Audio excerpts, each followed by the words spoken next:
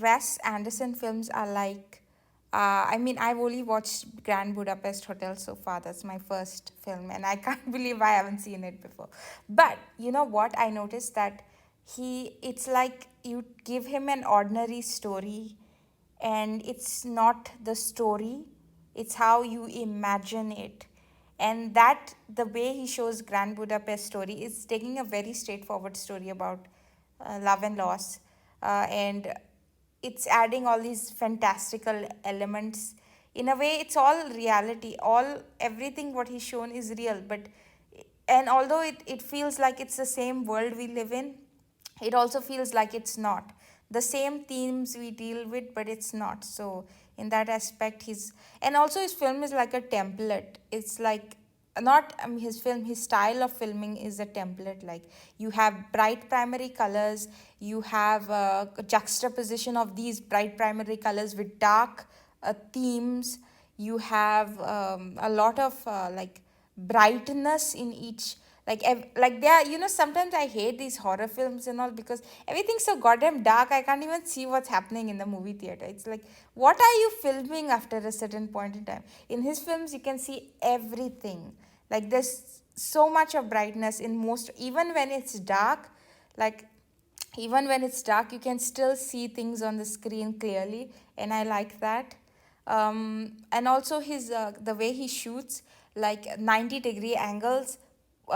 So my camera is in the center, and this is the set. The set is like flat, so that the characters can move around. So the camera is not really moving around with the characters. The camera is there, and it moves in a particular, like, he'll move it 90 degrees, then 90 degrees, like that. He'll move it in angles. He's not just like haphazardly doing it. It's not an experimental motion. I feel he calculates it and he does it. And also, because I feel like that, because the way he arranges the things on, like when he's showing you a shot of a person's shoes and some accessories or whatever, the person's things, so you get a sense of identity. What kind of a person is this person, by looking at their things, which is actually a good thing. I mean, like, you can pretty much guess a person by what the contents of their handbag or whatever, or like their backpack. So he lays that all out and he arranges that. So he gets it arranged so meticulously. His use of color, again, his set design, like, the color is really just so, like, he should have been an interior designer. Come on, this guy has such a style. Even his protagonists are usually somewhat stylish, I think. I enjoy that he does have, I will like to address that he does have brown people in his films. That's nice, but it's still a white person's film with just a brown side character. But still, token effort, so I'll give him that. He does his films, at least they don't seem like terrible people are in it. But yeah, style wise, I definitely think he's really identifiable, and I think there's so much to be said. And I think his films are so, I can see how they've inspired people, because to have a set style like that is, it's quite nice, and it's quite aesthetically pleasing. I would say that his films are aesthetically pleasing, and they are symmetrical. They are so symmetrical, which is why they are so aesthetically pleasing. Oh my god, they're so, like, damn. And all those wide shots, like capturing everything, and to be able to see everything that's happening, and everything is happening, and ordinary things that are just made extraordinary through his storytelling, because directing is basically a visual storyteller, right?